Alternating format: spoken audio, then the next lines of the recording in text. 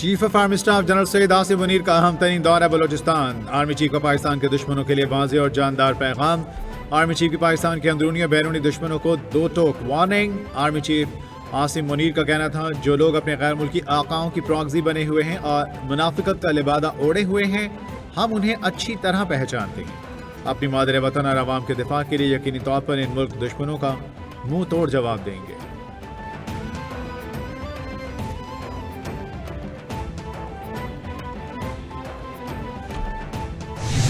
चाहे SIFC के through करे, चाहे जालिमों से इस मुल्क के वसाइल से जान छुड़ाकर ये वसाइल अवाम में बांट दे, आप यकीन करें ये 24 करोड़ अवाम सारी जिंदगी आपको दुआएं देती रहेगी। आर्मी चीफ से दरख्वास्त करता हूँ, मुल्क के लिए जो कर रहे हैं वही करते रहें, जो नारे जमहूरियत के मारे लेकिन खून आवाम का चूसा जा रहा है। हमारे नौजवानों के हाथों में कलम की बजाय क्लाशनकोव दी गई। सिंध IT का हब बनने जा रहा है। नौजवानों के IT सेक्टर में भरपूर शमूलियत कामयाबी की नवीद है। IT में बढ़ता रुझान हौसला अफजा रोशन मुस्तकबिल की अलामत है। गवर्नर सिंध कामरान चसोरी का तकरीब से खिताब।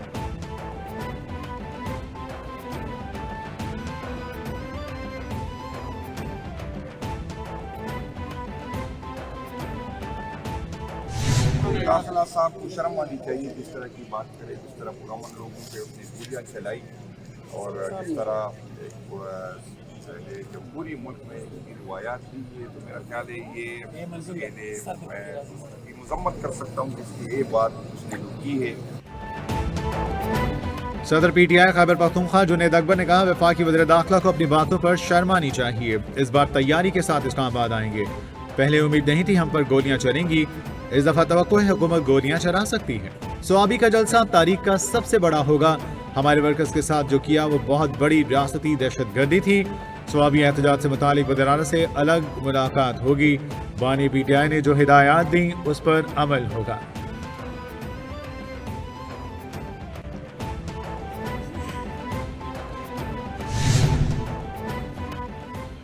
मुशीर इत्तलाफ खैबर पख्तूनख्वा बैरिस्टर सैफ ने कहा, पीपल्स पार्टी पीका एक्ट तरामीम में बराबर की शरीक है। पीका एक्ट के हक में वोट दिया। सदर ममलिकत आसिफ अली जरदारी के दस्तखत के बाद यह बिल बाकायदा कानून बन चुका। पीपल्स पार्टी अब मीडिया पर एक्ट की मुखालिफत करके दोगलेपन का मुजाहिरा न करे। मुस्लिम लीग नून और पीपल्स पार्टी एक ही सिक्के के दो रुख हैं। वो दिन दूर नहीं जब ये दोनों पार्टियां एक दूसरे को अपनी करतूतों का जिम्मेदार ठहराएंगी।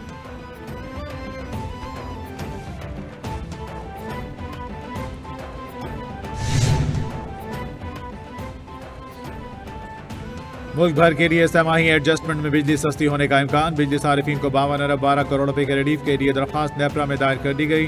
दरख्वास्त नवा माली साल की दूसरी समाही एडजस्टमेंट की मद में जमा करवाई गई।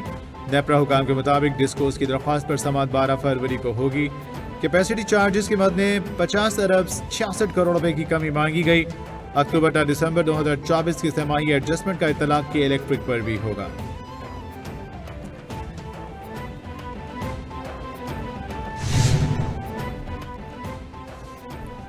अमरीकी सदर ट्रंप की चीन, कनाडा और मैक्सिको से तिजारती जंग। बड़े ममालिक के साथ तिजारती महाजराई का आगाज हो गया।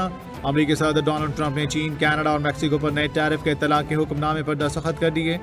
अमरीकी मीडिया के मुताबिक कनाडा से अमरीका बरामद किए जाने वाले सामान पर मंगल से 25% टैरिफ आयद होगा।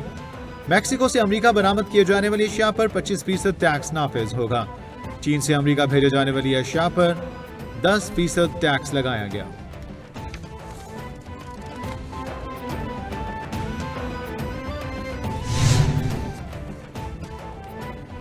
अमरीकी सदर ट्रंप के इक़दाम पर कैनेडियन वज़ीर-ए-आज़म जस्टिन ट्रूडो का भरपूर जवाब। कैनेडियन वज़ीर-ए-आज़म ने अमरीकी दरामदात पर जवाबी टैरिफ आयद कर दिया। ट्रंप के इक़दाम पर रद्द-ए-अमल में कनाडा ने अमरीकी दरामदात में 25% टैरिफ आयद करने का ऐलान कर दिया। कनाडा और मैक्सिको अमरीकी टैरिफ का मुकाबला करने के लिए मिलकर काम कर रहे हैं। जस्टिन ट्रूडो ने अवाम से अपील की कि कनाडा के अवाम मुकामी अशिया खरीदें और छुट्टियां भी अपने ही मुल्क में गुजारें।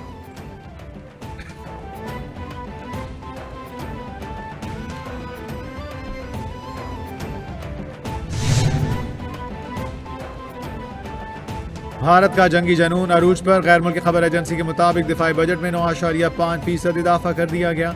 भारत का मजमूई दिफाई बजट $78 अरब तक पहुंच गया। भारत का दिफाई बजट मजमूई कौमी पैदावार का 8% है।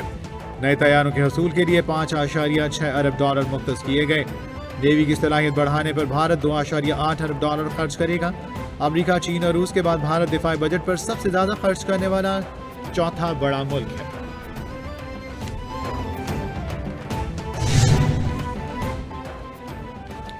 अमेरिकी शहर लॉस एंजल्स में लगने वाली खौफनाक आग पर बिलाखिर 3 हफ्तों बाद काबू पा लिया गया। कैलिफोर्निया फायर डिपार्टमेंट ने तस्दीक कर दी।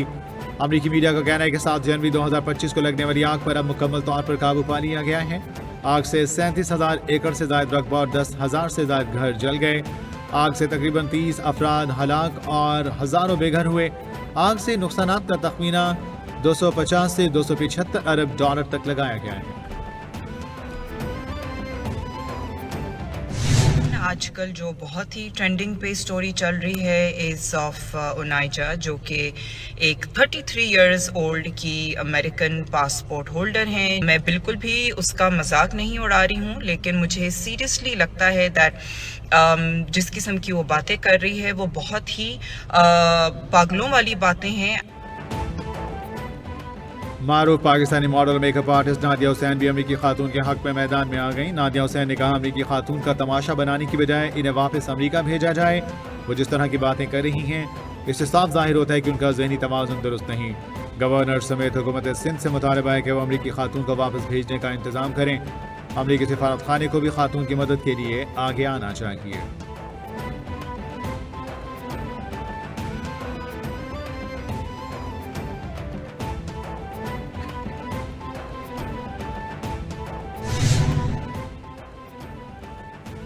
उर्दू जुबान के मुमताज़ अदीब इंतज़ार हुसैन की आज 9वीं बरसी मनाया जा रही है। नावल निगारी, अफसानवी शायरी और गैर अफसानवी तहरीरों से आलमगीर शोहरत हासिल की।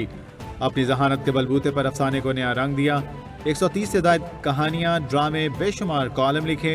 उनकी शोहरत आफाक तसानीफ में बस्ती, आगे समंदर है, शहर अफसोस, खाली पिंजरा और गली कूचे सर फहरिस्त हैं।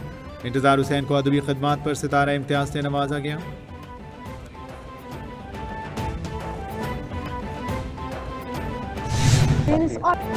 दुनिया की कम उम्र तरीन IT माहिर अरफा करीम का 30वां यौम पैदाइश आज मनाया जा रहा है। टेक्नोलॉजी की दुनिया में तारीख रकम करने वाली अरफा करीम फैसलाबाद के एक नज़दीकी गांव राम दिवाली में 2 फरवरी 1995 को पैदा हुई। गैर मामूली जहानत और सलाहियतों के बलबूते पर अरफा करीम ने सिर्फ 9 साल की उम्र में माइक्रोसॉफ्ट सर्टिफाइड प्रोफेशनल बनकर सबको हैरान कर दिया। अरफा करीम की माइक्रोसॉफ्ट के बानी बिल गेट्स के साथ मुलाकात भी हुई।